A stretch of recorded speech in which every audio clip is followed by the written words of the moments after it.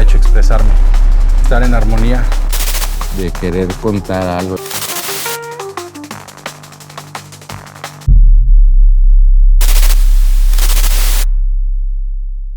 En este episodio conversamos con Raúl Briones, una de las presencias más intensas y lúcidas del cine mexicano contemporáneo.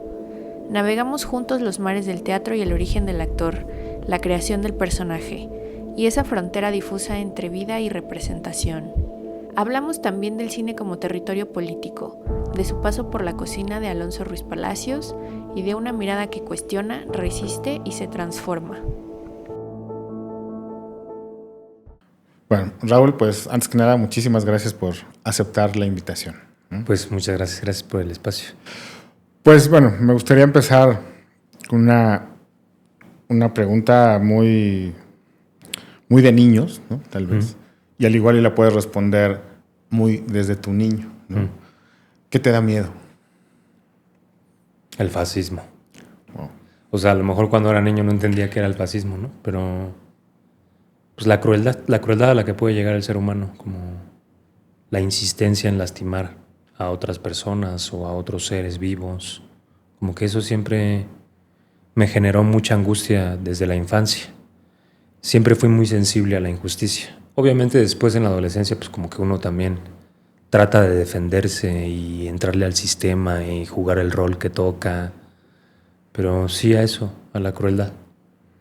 Y si nos echamos un poco más atrás, literal, 6, 5 años, no sé, cuando empieza estos primeros temores, no sé si a la vida o tal vez como a las circunstancias, a la situación, ¿algo que recuerdes?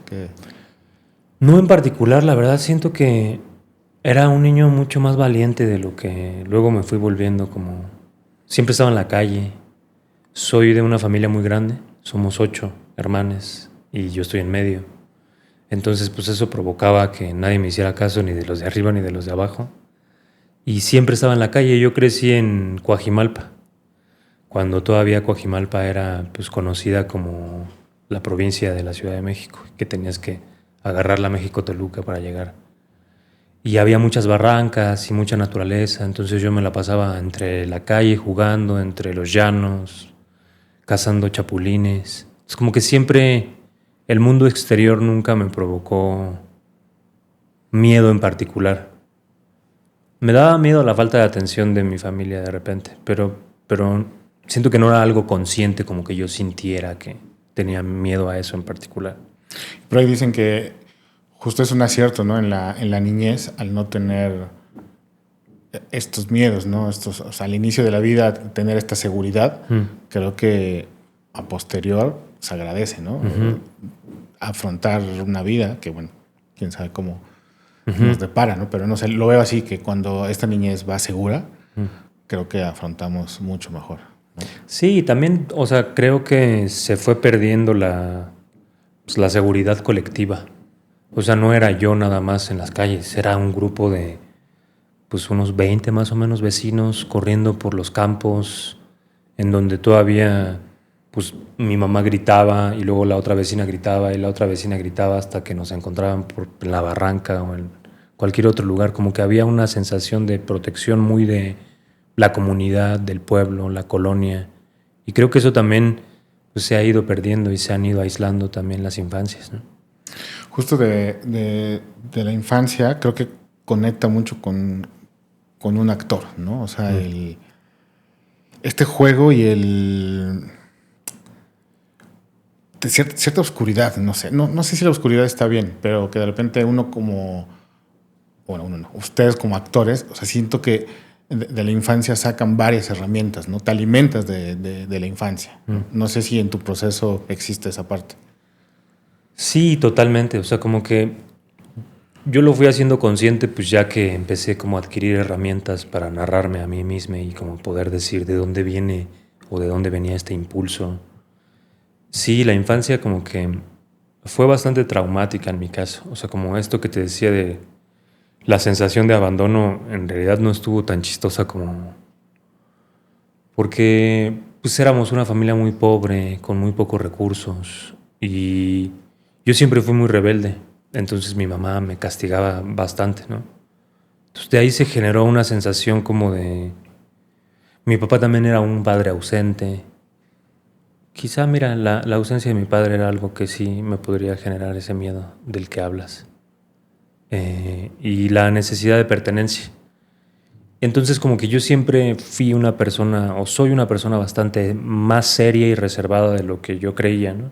Pero cuando era niño me forzaba a cotorrear y a pasar al frente y a exponer y el bailable de la escuela. Entonces siempre tuve esa sensibilidad escénica de la exposición al público, matizada por estas huellas de carencia y abandono que sufrí durante la infancia. Y creo yo que el teatro, o sea, ya arrancando como tus inicios, creo que el teatro abraza muy bien esta parte, ¿no? Uh-huh. Sí, justo. Sí, pues es básicamente volver a jugar, solo que con unas reglas un poquito más sofisticadas, ¿no? Pero de inicio fue con lo que yo conecté muy rápido con... Sí, creo que siempre he tenido una enorme capacidad para imaginar. Y también creo que se debe mucho a los recursos que te da jugar en la calle y jugar a esos juegos donde te comprometes a la ambulancia y con mucha verdad y con mucha fuerza. Entonces cuando encontré el teatro sí fue como, órale, puedo volver a correr, ¿no? Ahorita lo que decíamos de tu hija, ¿no? Que explorar otra vez el piso con libertad, usar la voz, como un montón de cosas que después se nos van olvidando. ¿Tú recuerdas esa, no sé si esa tarde o esa noche, o sea, en tu primera puesta en escena, o sea, ya en las tablas, en el teatro, hace, ¿qué, 20 y tantos años? ¿O 21. ¿Sí? 21, órale.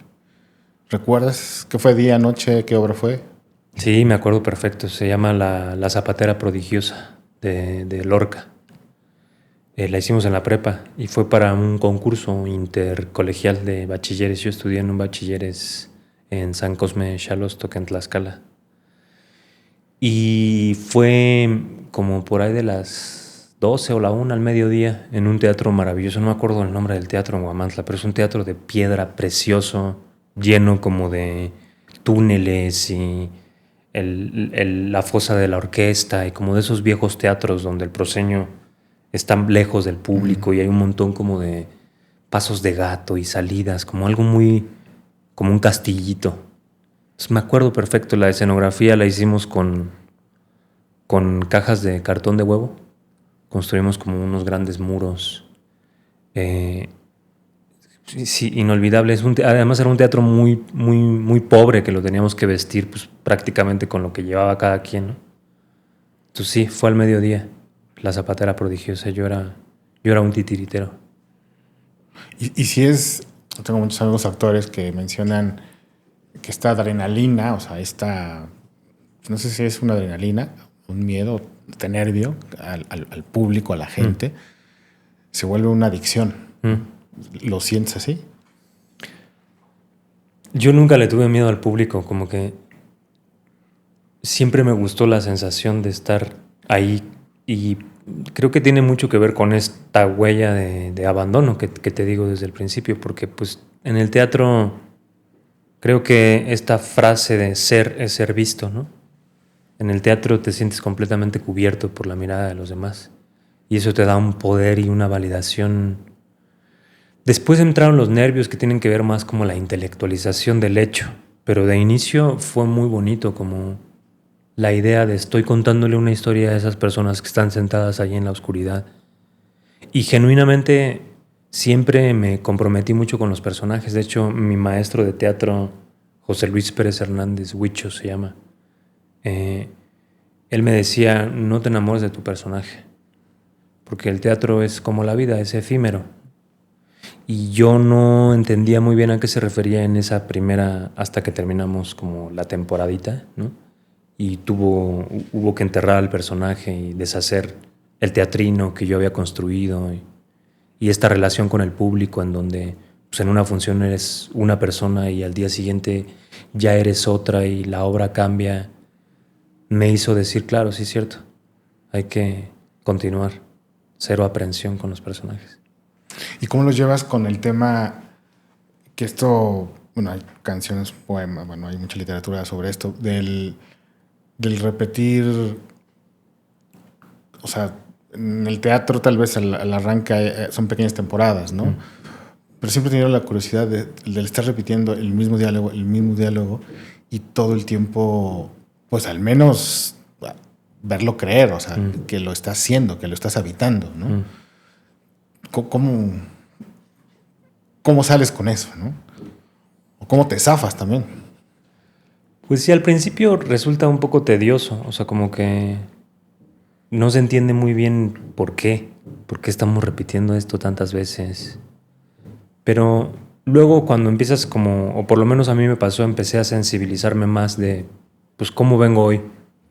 Entonces, cómo vengo hoy, aunque el personaje es el personaje, pues la energía y el color con el que voy a aproximarme a este texto forzosamente va a cambiar. A mí me gustaba, tiene mucho que no hago teatro, la verdad, y lo extraño mucho, pero cuando hacía teatro, me gusta mucho el edificio teatral, ¿no? Y luego como que a mí me pasa algo cuando me mudo a algún espacio, cuando conozco una ciudad por primera vez, que es tratar de ver cuáles calles hay alrededor y empezar a conocer la colonia, dónde puedo comer, como una sensación de tengo que tener claras todas las salidas por si en algún momento hay que huir de este lugar, ¿no? Y entonces en los teatros lo que suelo hacer es, no sé, por ejemplo, si estoy trabajando en el Centro Cultural Universitario de la UNAM, pues me bajaba en Copilco y me iba caminando todo el circuito universitario como para ir entrando en el día, en cómo estoy yo hoy. Más allá de que tengo que calentar el cuerpo y la voz y todas esas cosas que son más técnicas, hacer como una introspección genuina, casi una meditación activa de, pues, ¿qué le puedo aportar hoy yo al personaje? ¿A poco ya lo conozco?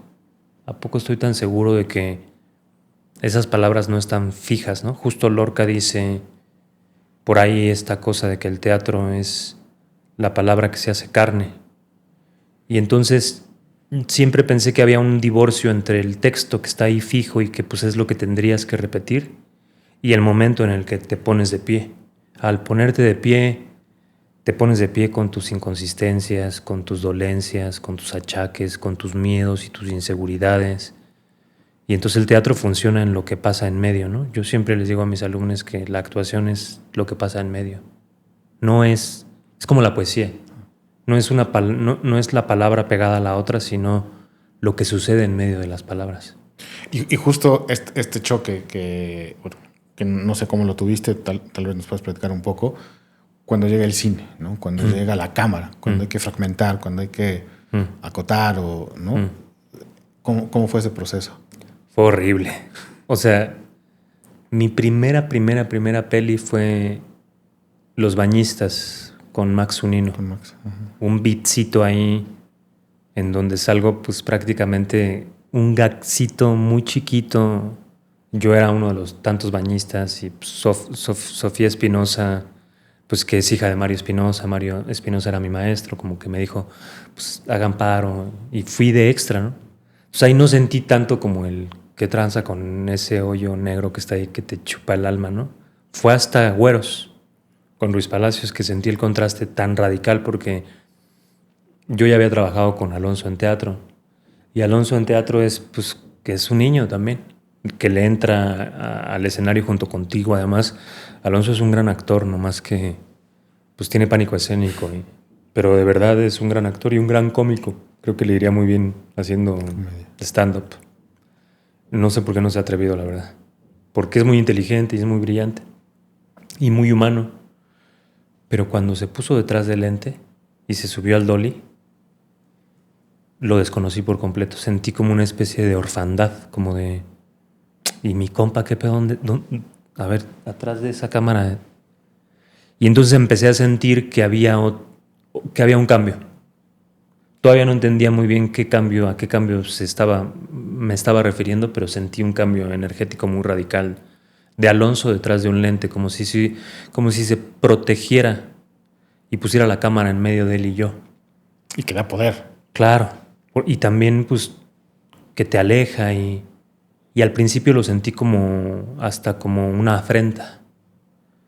Después entendí que no, que pues es otro lenguaje, que la cámara es muy prota y que en realidad hay que estar conviviendo con ella y jugando con ella y coreografiando con ella y dejándola que pase y entendiendo su propio lenguaje. Pero eso pasó muchísimo tiempo. Al principio era muy aterrador entrarle a la cámara porque no sabía, no hay nada más inorgánico que el cine. Es muy mentiroso eso de que el cine, porque estás ahí en el set o en la locación, entonces es como no es cierto, no hay nada más antinatural que fragmentar el proceso. En el teatro por lo menos tienes como la locomotora de la tercera llamada y hasta el final, y entonces cuando viene la revelación de que Edipo se acostó con su madre, ya llevas 2 horas y media en escena. Entonces ya estás bastante en Tebas cuando llega la revelación. En el cine es 5 de la mañana, desayúnate chicharrón en salsa verde y vámonos porque si no se nos va el amanecer, y llora. Y entonces eso sí, de inicio es técnicamente muy... ¿Y ahora cómo le hago? Si a mí me habían dicho que cualquier actor de teatro que domine el teatro puede dominar cualquier medio. Y no es cierto, hay muchos actores de teatro que no pueden nunca, no le entienden a la cámara. Les atemoriza demasiado. Y hay cosas todavía que tienes, o sea, todas estas tablas, o hay ciertas, no sé cómo llamarlo, pero cosas que tengas del teatro que te llevas al cine todavía, o tuviste que mudar de piel. No. Yo soy bastante híbrido y creo que además es urgente, sobre todo en México, descubrir pues nuestra propia cinematografía, que creo que la teníamos muy bien por ahí del cine de los 70s, 80s. Y luego vino una especie de cine buena onda, ¿no? Que nos empezó a llevar a aspirar a los festivales europeos y al público gringo. Y entonces nos desconectó de lo popular, de lo ampliamente teatral que es el mexicano. Y entonces creo que Alonso también es un director muy híbrido, como que sus películas son bastante teatro-cine y su teatro es bastante cine-teatro. Por ejemplo, una de las cosas que yo descubrí, y fue con El Norte sobre el Vacío, que también pues, me dieron un Ariel por esa interpretación, ¿no? Me acuerdo que Alejandra Márquez me dijo, este es el performance de la violencia, haz lo que quieras. Entonces cuando yo llegué a la locación, yo llegué mucho tiempo después que todos mis compañeros que ya llevaban un ratote ahí, pues jugándole a la familia feliz y ya todo el mundo había estado con todo el mundo, ya conocían el bar de Linares hasta por debajo de las mesas, era muy divertido verlos, pero yo era el bandido, ¿no? El antagonista que venía a lastimar precisamente esa armonía. Entonces como que sentí que no tenía a nadie como para rebotar energéticamente, porque no me convenía. Entonces, cuando empezó la toma, descubrí que ahí está el crew. Y que, a diferencia de lo que yo pensaba al principio, que era solo la cámara, el crew también es un espectador energético. Son personas que están ahí vivas, observando la toma.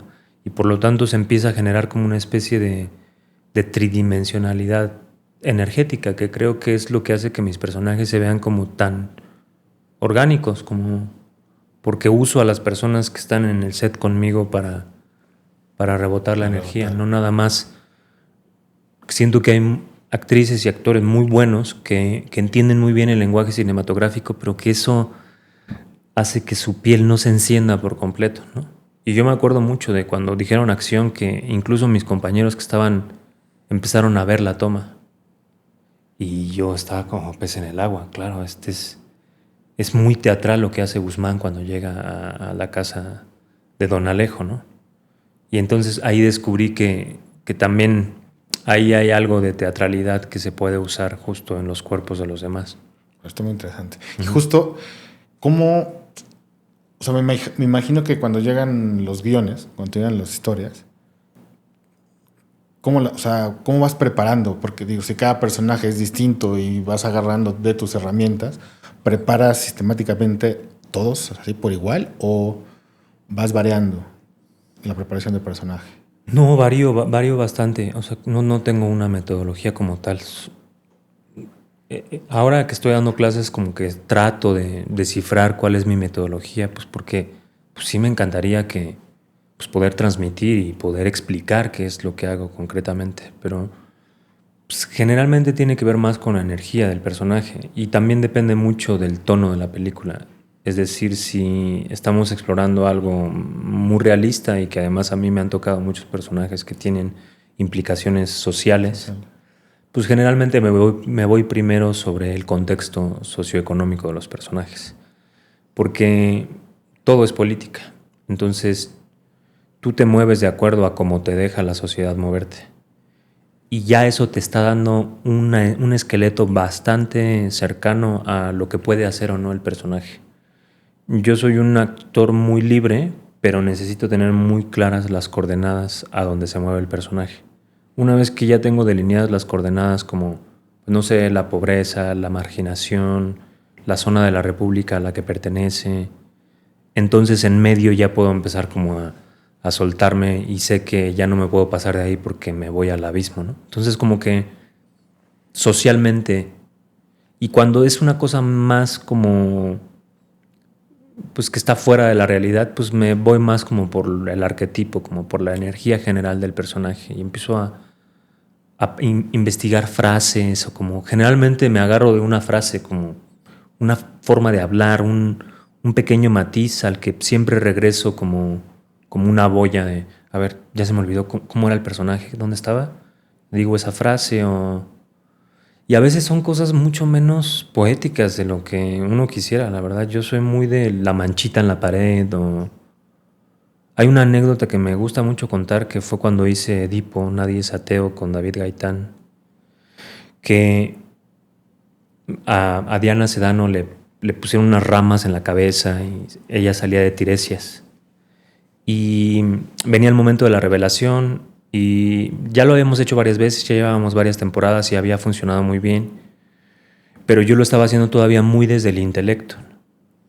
Y había unos licos en las calles y Diana Sedano se paraba en el proscenio y empezaba a tener un monólogo y de repente la rama que tenía en la cabeza, que yo no entendía por qué le habían puesto esa rama, y decía, pinche rama, ¿no? Que tiene en la cabeza el pinche Tiresias, ¿no? De repente vi la luna y el árbol de la noche en la que Edipo mató a su papá. Pero así, no hubo ninguna explicación más que una luz, que es un lico, que yo, Raúl Briones, sé que es un lico y que sé que es una rama en la cabeza de Diana Sedano.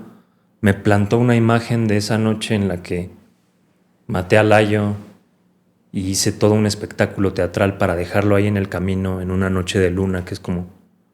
Y entendí el oráculo que traía no solo Tiresias, sino Diana Sedano. Y la composición en el espacio que ni David, ni Alejandro Luna, ni nadie de las personas involucradas en el proceso, ni en el equipo, nos habíamos imaginado. Y fue algo, porque en cuanto me quedé viendo eso, me distraje. Y ya no escuché lo que estaba diciendo Carolina Politi, que era Yocasta. Entonces cuando caí en cuenta que Yocasta era mi mamá, vino el llanto de una forma inesperada, como que me distraje a mí mismo para no anticipar que venía el momento de la revelación. Entonces como que también pasan ese tipo de cosas y esas construcciones. ¿Y has corregido dirección de un personaje? O sea, me refiero que a veces como directores tienes, das ciertas acotaciones, está el guión, pero que cuando tú lo lees, lo haces tuyo, y dices, creo que yo no lo veo así. ¿Te ha tocado? La verdad casi no. Como que huyo mucho de la idea de yo no lo haría así. Como que de inicio me gusta mucho el que yo no lo haría así. Pues justamente pues por eso estoy actuando. Como he escuchado a muchos compañeros que recurren a... Yo suelo no discutir demasiado. Como que primero, aunque me suene rarísimo, aunque el personaje diga diantres, recorcholis, ¿no? Pues recorcholis dice este personaje. Y hay personas que se expresan así y tienes que encontrar la manera de que ese texto entre de forma orgánica en ti, aunque parezcas archi, no importa. Entrégate al viaje de la narrativa del personaje. Y generalmente, casi siempre caigo en sync, ¿no? Solo como pequeña... En Asfixia, por ejemplo, en la construcción del personaje del Bernie con Kenia Márquez, sí me acuerdo que ahí sí tuve que decir no, espérense, porque me querían vestir como, pues como diablero del mercado, ¿no? Y yo les dije, no, pero pues es que hasta en los peceros hay rutas, chicos. O sea, y hay un prejuicio enorme aquí de que pues todas las personas del barrio se visten de la misma forma y esto no tiene sentido. Este es un dandy del tianguis, tiene un puesto en el mercado. ¿Saben cuánto gana las personas que tienen un puesto en el mercado? Y además es traficante de medicamentos y tiene a la güera más güera de todo el barrio. Pues ¿quién lo va a conseguir sino alguien que tiene estilo y que hay un comentario en su ropa? Pero generalmente trato de... Me ponen esta es la piel del muerto, pues tengo que habitarla. ¿Y eres de punto y coma? O sea, en tema de diálogos, de memoria, o... Entiendo que también esto es una situación con el director, ¿no? Que hay ciertos textos que te da soltura. No sé, por ejemplo, con Luis Palacios, que hay ya una dupla muy interesante. Ahí, ¿cómo es el trabajo con él? Pues sí depende mucho como del proyecto, ¿no? O sea, por ejemplo, pues una película de policías era así de... Pues ahí sí no hay manera de salirte del sync, ¿no? Era literalmente lip sync, ¿no? Yo soy una persona que parece que improvisa muy bien, pero improviso muy mal. Necesito... Porque soy neurodivergente, entonces luego reacciono a destiempo de la realidad. Entonces, yo prefiero decirle a mis directores... No me avienten al ruedo sin información. Sé que hay actores a los que les conviene que les metas buscapiés para conseguir una reacción orgánica.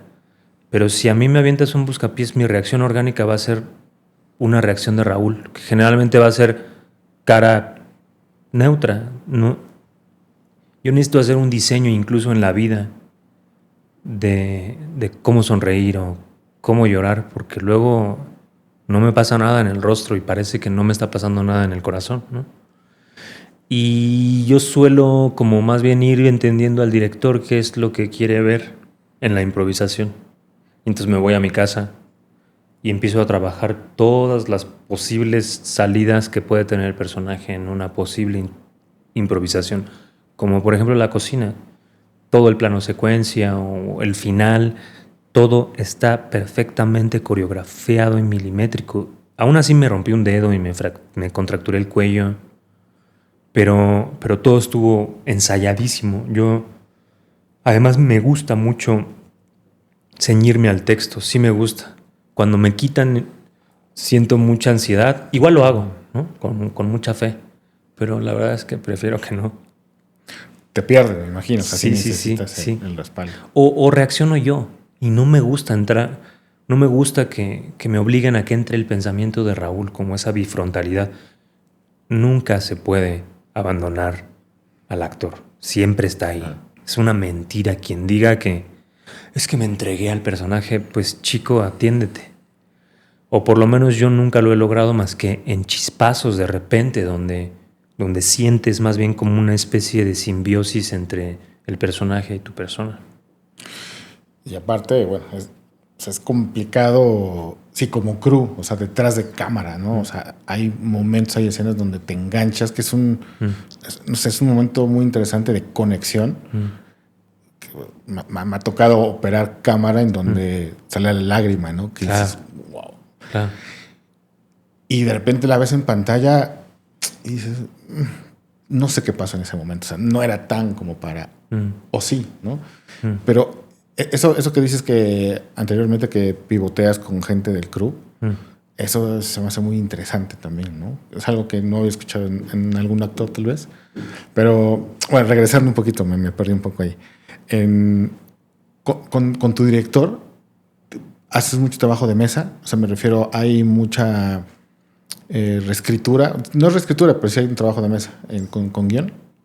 La verdad es que siento que depende mucho de la complejidad del personaje, sobre todo cuando pues hay como intenciones intelectualmente muy sofisticadas o que hay símbolos que hay que dejar muy claros.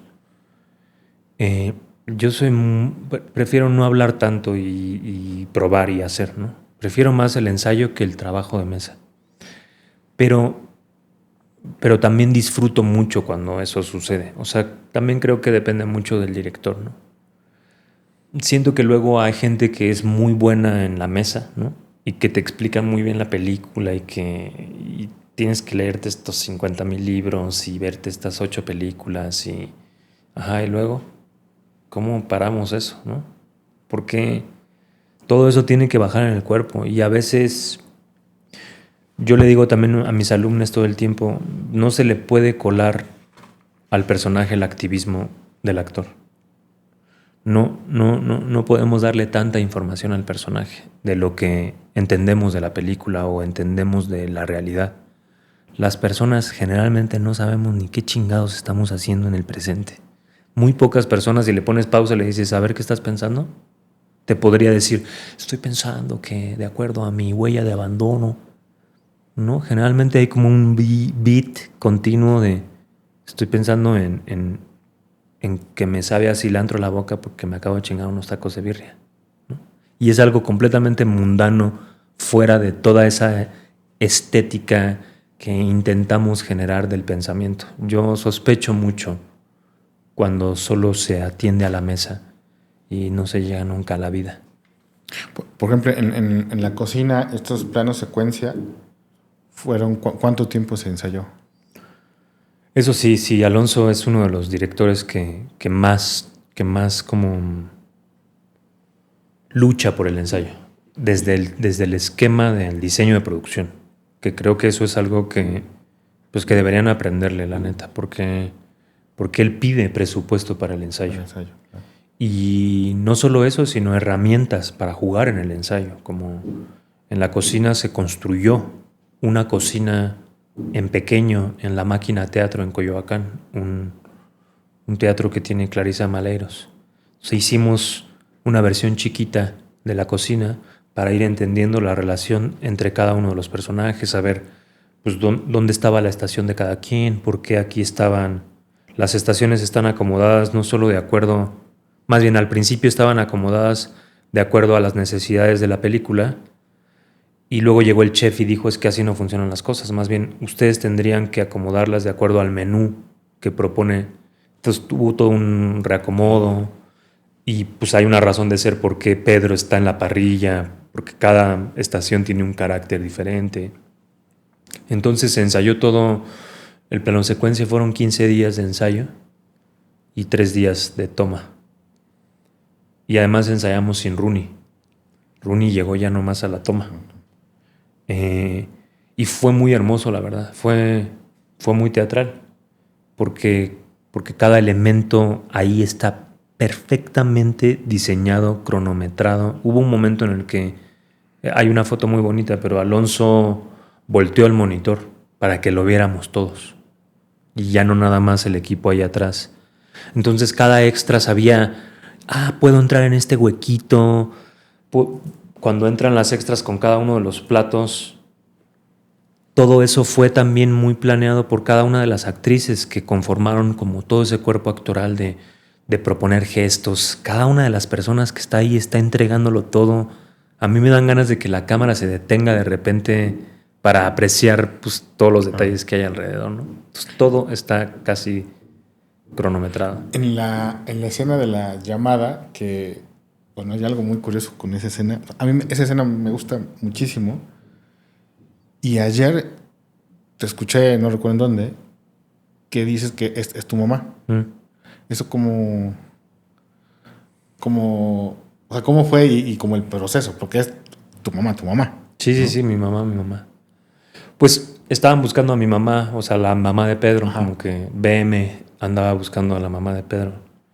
Y pues no la encontraban y como que de repente Francia Castañeda, que en ese momento trabajaba para BM Casting, también fue compañera mía, bueno, o es compañera mía en la compañía de teatro de Alonso.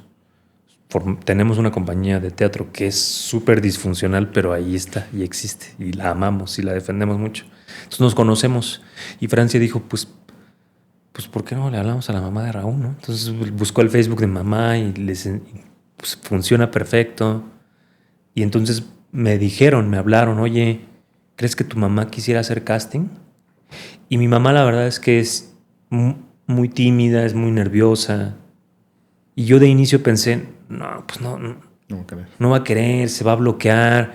Yo estoy intentando aprenderme el fucking inglés y todavía tener que estar como pues cuidando a mi mamá en el set. No voy a entrar como en un lugar en donde no quiero estar. Yo ya había estado alguna vez con una persona que amo en el set y no puedo. Si alguien que está ahí, yo pienso solo en la persona y la quiero cuidar y no me vuelvo el personaje, ¿no? Y entonces dije, bueno, pues le voy a hablar a mamá. O sea, ¿yo por qué estoy opinando por mi mamá, no? Entonces ya le hablé a mamá y le dije, oye, mamá, mira, está esta posibilidad, ¿qué piensas? Y me dijo, pues no pierdo nada con intentarlo. Qué chido. Y fue así un cachetadón con guante blanco de, pues claro, pues por eso mi jefa es mi jefa y me da 3 vueltas. O sea, esa señora siempre ha intentado evolucionar en la vida, entonces pues hizo su casting. Yo le ayudé evidentemente como a descifrar varias cosas, a estar repasando el texto. Fue una chambota, pero se quedó mi mami y lo hizo increíble. Increíble. Sí. Oye, ahorita que dijiste inglés, no voy a decir nombres, pero hace años un amigo actor me dijo, es que yo no quiero agarrar ese papel porque va en inglés un 60-70, ¿no? Yo tengo problemas con el inglés y sé que tú le tuviste que atorar al inglés, ¿no? Que era parte... ¿Cuánto tiempo te llevó? O sea, no estabas en cero. O sea, pues tenía la educación de la Escuela Secundaria Técnica número 2 de Apizaco, Tlaxcala. O sea, que además no solo era escuela pública, sino en Apizaco y en Tlaxcala. Que alguna vez Mario Espinosa me decía, solo hay una cosa peor que ser adolescente, ser un adolescente tlaxcalteca. Y tiene razón, porque Tlaxcala tiene un rezago educativo muy fuerte.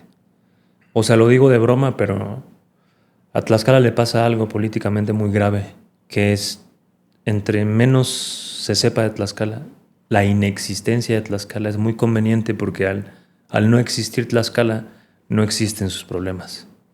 Y uno de los problemas principales es la trata de personas en Tlaxcala, que es gravísimo y está muy normalizado y que creo que tiene raíces mucho más profundas de lo que nos gustaría aceptar, ¿no? Entonces, siento que la educación de Tlaxcala es muy deficiente y el inglés, pues, peor, ¿no? Y aparte yo había sufrido un trauma en la infancia de que alguna vez fui a tomar clases y fue muy humillante. Entonces, como que... Y luego también tiene una connotación de clase bien jodida, la verdad, como que un estatus al que perteneces o no perteneces, y cuando la banda lo habla como tan normal, ¿no? Como pues en este caso Alonso estudió en Londres, en la Royal Academy, le dio la mano a la reina Isabel, Alonso, ¿no? O sea, como, entonces el inglés del Aloncito pues no es un inglés pochón, ¿no? Es un inglés muy sofisticado, muy shakespeariano. Entonces pues eso me imponía muchísimo. No llegué en ceros, pero sí no, jamás podría... De hecho, engañé a Alonso. Es la primera vez que lo voy a decir, pero... Alonso siempre me dijo, bueno, no siempre, pero cuando se abrió la posibilidad de la cocina y BM abrió el casting general y el primer filtro era, manda un video contando una historia de una situación en el trabajo que te haya provocado mucho estrés. Y yo dije, yo no voy a mandar ese pinche video. La neta. Fue la primera vez que me resistía. Y dije, no lo voy a mandar porque Alonso me conoce. Conoce mis traumas como pocos directores de este país porque he sido muy generoso con él. Por lo menos ese primer filtro, ya concédemelo, ¿no? O sea, como, si no me llaman, pues todo chido, tampoco me muero, ¿no? Además acabamos de hacer una película de policías que estuvo también bien rudo, ¿no? Entonces yo amo a Alonso, pero Alonso es un director. Pero espera, pausa. Cabrón. Paréntesis. Ahí estabas haciendo casting para la peli, La Cocina. O sea, antes de hacer ese casting, como ese primer filtro, yo me lo salté. Yo no mandé ese video. Entonces, pues ya fue que me dijo, oye, ya Alonso nos dijo que, pues que qué pedo, ¿por qué no has mandado tu casting, no? Y andábamos promocionando una película de policías en Morelia. Y en Morelia, pues Alonso me dijo, oye, güey, ¿por qué no mandaste tu casting?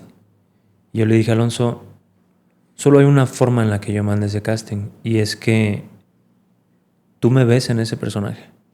Neta. O sea, si no, yo no voy a perder mi tiempo ya, güey. O sea, porque creo que no vale la pena andarle haciendo casting a todos los actores de este país Castineras, pónganse de acuerdo, güey. No se trata nomás de llenar una carpeta con 1000 nombres. Tú ya sabes cuáles son los trazos generales del personaje. ¿Me ves en el personaje? Me dijo, sí, claro, pero bueno, también entiéndeme, tengo que ver más actores. Yo solo quiero saber si tú me ves en el personaje. Sí te veo. Eso fue en noviembre. La película se iba a empezar a filmar en febrero. En ese momento, incluso antes de ir a hacer el casting, yo me fui a tomar clases de inglés, sin siquiera saber si me iba a quedar o no en la película. Yo empecé a trabajar el inglés como 4 meses antes de empezar a filmar, porque sabía que si yo me esperaba a que Alonso decidiera, no me iba a dar tiempo, porque yo le estaba apostando a Pedro. Obviamente yo quería estar en la cocina en cualquiera, y yo le dije a Alonso, mira Alonso, si no me das a Pedro no hay pedo, pero dame al ratón o... Güey, yo quiero estar en esa película, güey, amo esa historia. Y me dijo, no, pues Pedro, sí. Y yo me palidecí pues por el inglés, pero desde entonces lo empecé a trabajar. Porque esa peli se venía maquilando mucho antes de Güeros, ¿no? Sí. O sea, de hecho, pues la montamos en la escuela como teatro. Y ya desde entonces se hablaba de la adaptación de la cocina a cine, ¿no? Solo que pues, el productor Ramiro le dijo a Alonso, no mames, esta película es muy cara, mejor invéntate otra cosa y pues que esta no sea tu ópera prima, no mames, ¿no? Y creo que hizo muy bien Ramiro. Entonces, pues sí hubo mucho tiempo para prepararla. ¿Cuánto fue de rodaje? ¿Cuántos? Pues fueron como 3 meses más o menos. Porque pues estuvieron repartidos también. Nos fuimos primero una semana a Nueva York y luego regresamos a ensayar la cocina y luego fueron como 1 mes y medio ya del rodaje y luego nos fuimos a filmar otra vez a Nueva York. Pues fue largo. Sí, estuvo fragmentado. ¿Te interesa dirigir? Mucho. Sí. No me había como... O sea, todavía no me he animado porque he dirigido por ahí teatro. No, pero ya tengo muy claro qué quiero. Estoy trabajando varios proyectos, escribiendo con una amiga mía, ya en pláticas con filmadora justamente a ver si logramos que produzca algo. Pero sí me encantaría. Tienes toda la pinta. Digo, entiendes muy bien el lenguaje, ¿no? También. Sí. O sea, creo que hay actores que se comprometen mucho con el quehacer cinematográfico, con lo que pasa detrás de, ¿no? Y creo que tú eres uno de ellos, que sabes qué está pasando y qué está contando cámara. O sea, que no... Te veo que no estás... Digo, no lo sé, estoy hablando tal vez por hablar, pero... Y no. Que no eres distante a cámara. O sea, sabes muy bien lo que está contando, ¿no? O sea, de repente hay actores que se asoman y... Una anécdota, ¿no? De que traíamos un lente 50. Entonces, clarito lo vi, sin que le dijera nada al director, el cómo se acerca y me dice, ya estoy aquí, ¿verdad? O sea, esa anécdota tan simple, pero ¿qué dices? Qué interesante, que se están asomando para ver más o menos en dónde está, ¿no? Entonces, y como él dice, porque también voy a trabajar con mi cuerpo, estoy trabajando con, ¿no? Claro. Entonces... No, y creo que es un diálogo que debería ampliarse y en las escuelas mismas. Digo, algunos, el CCC por ejemplo lo hace, tienen el tronco común y luego como que ya cada quien se va a su especialidad, pero debería haber un diálogo más entre los fotógrafos y los actores, porque somos las personas que estamos en el set. Alguna vez un fotógrafo y un sonidista, también a los sonidistas me los maltratan mucho, yo los quiero mucho, porque están ahí contigo en el set, ¿no? Como fantasmas, sin hacer ruido, y también pues hay un diálogo entre la cámara y tú que no puedes ni la cámara imponerse ni el actor imponerse, tiene que ser de verdad un diálogo. Este amigo sonidista de repente terminó la toma y estaba llorando, ¿no? Y me dice, es que te cambió el latido del corazón. Cuando escuchaste la noticia, te cambió el ritmo del corazón y yo no podía creer, porque no te estaba pasando nada en la cara. Todo era interno. Dice, y claro. Y de ahí se fue a tomar clases de actuación y como dice, es que nunca había sentido como con tanta fidelidad lo que implica que un cuerpo le cambie la química solo porque está recibiendo una noticia que es ficción, que ya sabía que iba a recibir, ¿no? Entonces como que a partir de ese tipo de diálogos empecé yo a entender que el crew es importantísimo y que los actores solo somos un departamento más y que sí tenemos que hablarnos. Y luego también esta cosa de que el fotógrafo le tiene que decir al asistente y el asistente le tiene que decir, como que hay como una serie de cadena de mando solo para decir, Claro. ¿cómo le digo? Al talento, ¿no? Le puedes decir a la actriz que qué.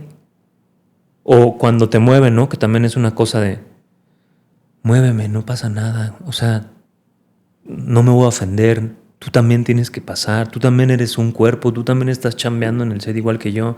Si yo me muevo en el momento en el que a ti te conviene, la toma se va a ver cabrona. Ni yo me voy a desgastar emocionalmente, ni tú te vas a desgastar físicamente y vamos a entregar el mejor resultado entre todos, ¿no? Entonces, como que yo casi no veo el monitor. Tiene que ver más con el diálogo, con el cuerpo, con el fotógrafo, como entender cómo está jugando la cámara para entender ese lenguaje. Alguna vez en Stanislao, una película de Alejandro Guzmán, a mí me gusta mucho ver mi trabajo, no solo en términos de narcisismo, sino como yo ahí entendí, porque fue mi primer prota de esa peli, entendí que no entendí nada. O sea, como de... Porque yo siempre había hecho puro personaje secundario y en el personaje secundario solo tienes una toma para darlo todo, para que se vea la vida de un ser en una escena. Cuando eres prota tienes un chingo más para matizar y entonces tienes que ser muy consciente de cómo vas ecualizando la emoción. Entonces hay una toma en donde el personaje está en un puente ahí, un puente que usan además muchísimo por ahí por Tlatelolco, donde cruza el tren ligero y el tren. Y yo estoy como demasiado en situación y luego vi la película y dije, es que no era necesario. En el cine no todo se actúa, porque ya está la ciudad detrás de mí. Ya la ciudad en sí misma es opresiva. Si yo todavía le meto un poquito más, me paso. Y es ahí donde dije, pues claro, pues es que esto es imagen. Y no solo soy yo en el cuadro. No nada más yo. Y muchos actores, pues la sutileza, ¿no? También sí. Creo yo, o sea, que tiene el cine y esta relación cámara-actor, la sutileza siento que es un concepto finísimo. Finísimo, ¿no? Sí. Y tiene mucho que ver con la construcción de la imagen, que también muchos directores nos tratan de una forma muy condescendiente, como si decirnos la información técnica de lo que se está componiendo en cuadro nos va ¿a qué? ¿A qué? ¿A volver inorgánicos? Si estoy diciendo un texto que te salió de los... Esto es puro invento, no, esto es pura convención.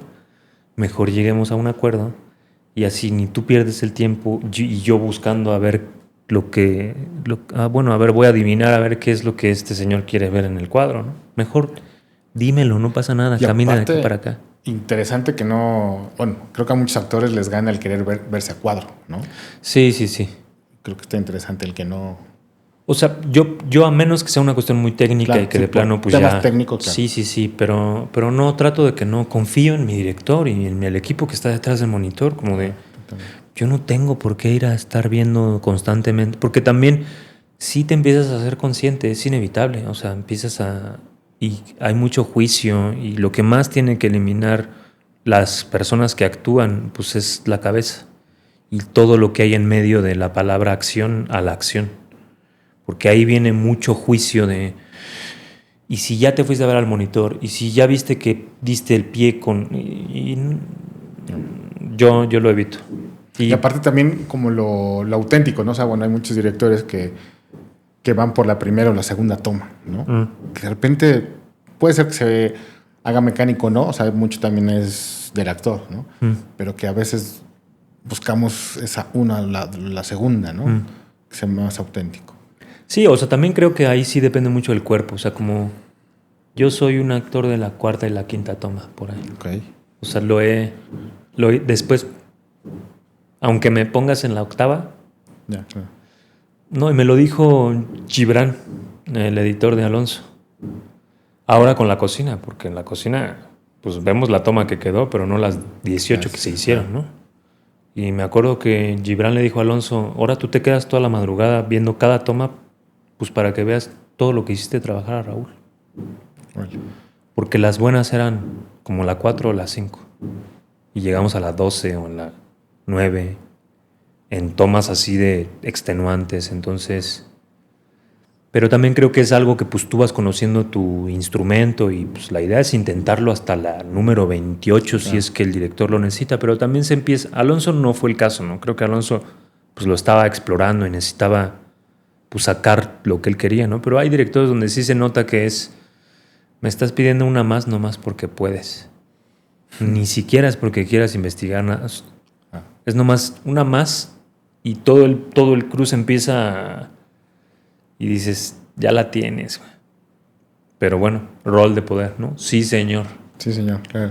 Ya para ir terminando, el tema de los premios, digo, que en tu caso va súper chingón. ¿Cómo los ves? ¿A qué huelen? Pues a nada, la verdad. O sea, como que obviamente el deseo pues mentiría si te dijera que no, ¿no? O sea, después de la primera vez que me dieron el Ariel, pues los discursos han sido ensayados frente a mi espejo en el baño, ¿no? Como de... Pues porque también creo mucho en el teatro y en los gestos escénicos que uno puede hacer sobre pues, una plataforma tan importante como tener un Ariel en tus manos y decir algo, pues algo al respecto de lo que está pasando en el mundo. He intentado siempre tener un comentario sobre eso, ¿no? Pero sí creo que es como la ley del promedio, en donde se elimina la calificación más baja y se elimina la calificación más alta y el promedio es lo que queda en medio. Y el premio es la calificación más alta. No vale nada el 10, así como no vale nada el 0, que es pues una crítica horrible o el odio. O... Lo que está en medio es lo que de repente la gente se te acerca y te dice, oye, es que yo cuando vi el personaje me pasó esto, o pensé en mi mamá, o, gracias. Creo que esos son los reconocimientos más grandes, pero sobre todo que yo ya no soy la misma persona que filmó La Cocina. Entonces, si me llegan a dar el Ariel, se lo van a dar a ese Raúl de hace 3 años. Yo ya estoy trabajando otra cosa, yo ya cambié, y cambié gracias a La Cocina. Entonces, ahora lo que estoy trabajando, yo sé que cuando vengan los reconocimientos, pues yo ya estaré en otro lugar en el mundo, ¿no? Entonces, pues trato de eso, como de generarme una distancia, porque ni eres menos por no tenerlo, ni eres más por tenerlo, ¿no? Creo que también, como dicen muchos, o sea, de repente lo interesante o lo rico está como en el viaje, ¿no? O sea, justo ahí está todo, ¿no? Sí, sí, sí. En el viaje está, si se da o no se da un premio, el viaje lo hice, ¿no? Sí, lo mismo en la actuación misma, o sea, como, y en todo proceso creativo, creo, el proceso. Lo más importante es el proceso, como que todo lo demás, pues es consecuencia nada más, pero pues el camino andado. Pues ojalá, digo, para cuando salga este episodio, ya vamos a saber, digo, ojalá. Ya. Ojalá te lo lleves. Ojalá. Ojalá, sí. Sería uno más. Ya para terminar, la pregunta capciosa y cursi. Si tuviéramos que dejarle al mundo 3 películas, pueden ser mexicanas, de las que has estado, extranjeras. Siempre metemos en problemas. No. O sea, es que sí creo que pues cada película es un universo, ¿no? O sea, como también creo que hay películas que se vuelven tus favoritas una etapa de la vida y luego creces y cambias de película favorita, ¿no? Yo creo que Apocalipsis Now es una de las películas que creo que retrata a la perfección pues la monstruosidad de vecinos que tenemos, ¿no? Y que además no sé si viste el tweet donde este agente naranja del Donald Trump puso me encanta el olor a deportaciones por la mañana y se puso él en inteligencia artificial con el letrero de Apocalipsis Now que dices, no entendiste nada de la peli, ¿verdad? Bueno, esa creo que es un espejo de esa sociedad que yo la tengo ahorita tan antagonizada, ¿no? Sí pondría La Cocina, la verdad. Y la pondría porque en este momento pues me significa un montón y también pues por la relación pues con la casa de migrantes que está sucediendo en este momento. Entonces es una película importante y creo que pues quien la ha visto le pega en algún lugar con mucha contundencia. Y pondría la de Tarkovsky, ¿cómo se llama la de la casa? El sacrificio es la película. Esa. Sacrificio. Ahí vamos a poner un subtítulo, el sacrificio. Sí. Sí, esa película es hermosa. Y otra pregunta, el tema de como actor, ¿qué no harías o qué no haces? ¿O con qué no comulgas? Pues con muchas cosas, la verdad. O sea, como creo que tiene que ver también con la crueldad, ¿no? Y pues yo no creo en las personas perfectas. Creo que las personas somos procesos y que tenemos todo el derecho a equivocarnos y a evolucionar. No es que yo esté buscando un currículum intacto, porque eso no existe, o una trayectoria de vida inmaculada, porque eso sería muy falso. Pero también creo que pues, los espectadores ven aquello a lo que le decimos que sí, pero no ven aquello a lo que le decimos que no. Y ahí es donde realmente se articula una carrera, en donde inviertes tus nos. No voy a decir nombres porque me metería en muchos problemas, ¿no? Pero sí hay un par de directores que yo no quiero en mi currículum, muy importantes, que siento que llevan filmando las mismas películas desde hace un montón. Por ahí acaba de estrenar una, que es la misma formulita de... Creo que hay demasiada soberbia en creer que el país sigue siendo el mismo de hace 20 años y que los problemas políticos son los del viejo PRI. Morena tiene un montón de cosas bien horrorosas que hay que criticar, pero pues son de Morena y son de color guinda, no son rojas. Y ahí hay una trampa muy fea de pues, querer leer la realidad desde el escritorio. Entonces, yo trato de no vincularme con personas que leen la realidad desde una óptica sesgada. Entonces, sí, personajes crueles, acosadores, violadores, que además también es muy fuerte porque pues, uno no puede decir lo que sabe, pues porque las pruebas no las tienes tú, ¿no? Las tienen las víctimas. Mientras las víctimas no hablen, pues desafortunadamente tú no puedes decir absolutamente nada y muchas veces tienes que convivir con personajes terribles en alfombras rojas, en conversaciones con alumnos, en escuelas o incluso en el mismo set, ¿no? Entonces, pues, si yo puedo evitármelo, si de inicio está en mi decisión no involucrarme con estas personas, pues de inicio prefiero no hacerlo. Postura de Elía. Inteligencia artificial. Pues sí, la inteligencia artificial creo que es una herramienta potentísima. Creo que el ser humano está tan confiado en su inteligencia orgánica que creo que la evolución de la humanidad no está en la humanidad, francamente. O sea, cuando la IA despierte, que además hay ya muchos casos de cómo empieza como a articularse un discurso propio o tomar decisiones o dar consejos que pues obedecen a un libre albedrío, a una entidad que está empezando a tomar decisiones. Entonces de inicio eso me parece muy fascinante, como la idea de qué entendemos por inteligencia, qué tan soberbios somos como para llamar a esa inteligencia artificial y a la nuestra inteligencia orgánica. ¿Quién creó esta inteligencia? ¿Qué tal que alguna vez en una civilización pasada alguien logró generar las conexiones neuronales para el cerebro humano como lo conocemos actualmente y solo porque no vimos ese antecedente de pues, los dioses que nos anteceden, ahora pues, nosotros quizás seamos los dioses de las IAs del futuro que digan ¿quién te creó? No, pues los seres humanos, ¿no? Pero luego está toda la cuestión laboral y creo que ahí los seres humanos pues, han dejado de confiar en sí mismos, como dice Miyazaki.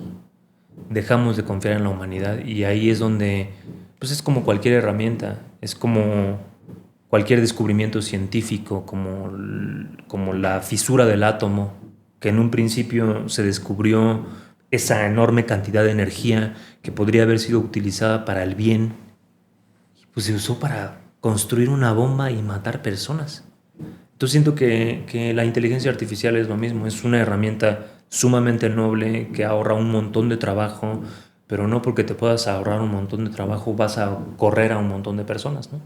Ahí es donde creo que los gobiernos y las personas tenemos que dialogar, pues cómo regularla, pero creo que ya no hay vuelta atrás. No vamos a poder frenarlo. Justo eso, ya me he vuelto atrás, ya está. No, ya está ahí y ya está cada vez más normalizado todo. Los gobiernos la usan, las páginas que se dicen anarquistas suben memes creados por IA y dices, pues, no, o sea, estás criticando el sistema y luego ves, sí, pues es que es una herramienta, yo no le puedo pagar. Pues sí, no, yo te entiendo. Pero ¿y entonces qué hacemos, no? Porque la precariedad laboral es previa a la IA. La IA no nos está quitando el trabajo. Nos lo está quitando el ser humano jodido que no pone las condiciones laborales para que todo el mundo pueda vivir con dignidad. Y eso es previo. Eso viene desde que somos seres humanos. Claro. Pues, Raúl, muchísimas gracias por esto y corte, señores. Tenemos una película. Gracias. Te va a ir bien. Ojalá, qué chingón que estés por ahí y seguro se lo van a llevar. Se van a llevar un chingo. Pues ojalá, la verdad, porque sí fue un esfuerzo muy chido y yo...